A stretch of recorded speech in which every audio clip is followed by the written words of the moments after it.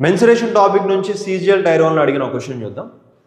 Ratio of area of square and an equal triangle with same basis. So క్వశ్చన్లో ఏమడుగుతున్నారంటే ఒక square అయితే ఉంది, ఈ square Anu equal triangle constructed on the same base, ఈ రెండింటికి area అంతా అడుగుతుంది. సో సేమ్ బేస్ మీద ఈక్వల్ ట్రయాంగిల్ ఎలా కన్స్ట్రక్ట్ చేయాలో చూద్దాం ఫస్ట్.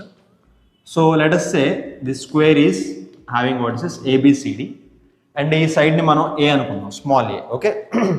సో దీని బేస్ AB కదా, ఇదే బేస్ మీద మనం ఈక్వల్ ట్రయాంగిల్ కన్స్ట్రక్ట్ చేద్దాం. ఈక్వల్ ట్రయాంగిల్ అంటే 3 sides సేమ్ ఉండాలి, okay. So I will take a point, let us say F. So AF and FP ఈక్వలేటర్లు అన్నారు కాబట్టి 2 sides 3 sides కూడా సేమ్ ఉండాలి, A. ఇప్పుడు మనకి స్క్వేర్ అండ్ ఈక్వల్ ట్రయాంగిల్ వచ్చేసి విత్ సేమ్ బేస్, వాటి మనం రేషియో ఆఫ్ ఏరియా కనుక్కోవాలన్నమాట.